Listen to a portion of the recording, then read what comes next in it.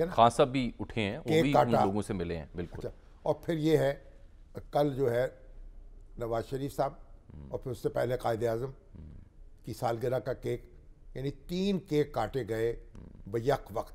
تو میں بھی وہاں حاضر تھا کیک کاٹنے والوں میں.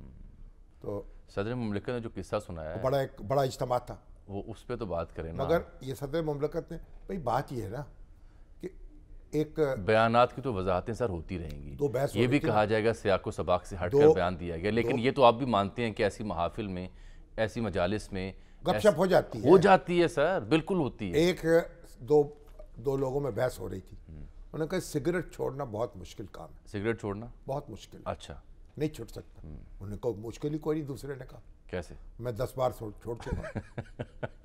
اور 10 بار پی چکا ہوں. ٹھیک. ہمارے دوست اسی طرح سیاست چھوڑ چکے ہیں اور سیاست واپس آ چکے ہیں. سیاست چھوڑ دیتے ہیں اور سیاست ان کو نہیں چھوڑتی. تو صدر مملکت کا قصہ تو بڑا بارمحل ہے نا. دیکھیے صدر مملکت نے جو کچھ کہا ہے، اب وہ کہتے ہیں کہ میں نے سیاق و سباق سے ہٹ کے یہ بات کیسے ہی گئی ہے، تو ٹھیک ہے ان کی بات کو بالخصوص جو آرمی چیف سابق. پتہ نہیں کیا سیاق تھا، کیا سباق. میرا سوال بھی یہی تھا، بات کیا کہی تھی آج اور کیا سے کیا ہو گئی. ایوان صدر میں موجود کچھ دوستوں سے بات بھی ہو رہی تھی، پھر کراچی میں موجود جو احباب اس مجلس میں موجود تھے ان سے بھی بات ہو رہی تھی. ہمارے بیورو چیف ہیں کراچی میں طلحہ ہاشمی، ان سے بھی میری بات ہو رہی تھی.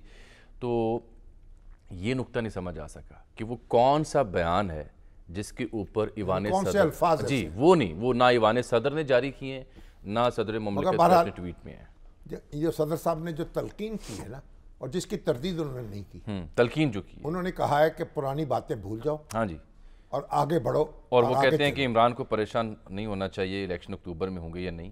حکومت اور اپوزیشن کو تجویز دی ہے کہ اپریل یا مئی میں کرا لیں، اپریل یا مئی میں کرا لیں، درمیانی راستہ. ہاں تو یہ بات تو درست ہے کہ پرانی باتیں بھولنی چاہیے، اور آگے مومن جو ہے وہ ماضی میں نہیں پھنستا، وہ مستقبل کی طرف دیکھتا ہے. لیکن اب عمران یہ بھی تو دیکھیں نا کہ عمران خان صاحب جو ہیں وہ اپنے حریفوں سے کے ساتھ بیٹھنے کو تیار نہیں ہیں، انہیں تسلیم کرنے پر تیار نہیں ہیں. اور ابھی تو انہوں نے ایک انٹرویو میں یہ کہا ہے کہ جو ISI جو ہے اس کو چاہیے کہ یہ کرپشن کے خلاف کارروائی کرے. یہ ISI کا کام ہونا چاہیے. یہ ISI جو میرا آپ سے سوال ہے، ہم نے تو یہ سنا تھا کہ ISI نے ان کے دور اقتدار میں بھی ایسی کوئی رپورٹ پیش کی تھی، ان کو کرپشن کہانی سنائی تھی، تو ان کو غصہ آ گیا. اپوزیشن کے بارے میں یا ان کے اپنے اپنے بارے کابینہ میں، یا اپنے احباب کے بارے میں؟ گورنمنٹ کے بارے. اچھا سمجھ. ان کو غصہ آ گیا. انہوں نے کہا کہ یہ ان کو تبدیل کر دیا جائے جو سربراہ ہیں ISI کے. میں نے کہا کہ بزم ناز چاہیے غیر سے تہی، سن کے ستم ظریف نے مجھ کو اٹھا دیا کہ یوں. بالکل ٹھیک. تو پھر تو داد دینی چاہیے تھی جن صاحب نے ان کو رپورٹ کی تھی. اور پھر خان صاحب کہتے تھے کہ میرے ساتھ تو اتنے اچھے تعلقات ہیں ISI کے اور فوج کے کہ ایجنسیاں جو ہیں وہ کرپشن پہ نظر رکھتی ہیں. ان کو جو لوگ کرپٹ ہوتے ہیں ان سے تعلقات بگڑ جاتے ہیں. اور میرے ساتھ تو کوئی معاملہ جو ہے اس لیے کوئی ایسا ہے نہیں. ایک کھل کے بات کروں سر آپ سے، یہ ویسے ہمارے یہاں ریت نہیں رہی کہ ہر دور میں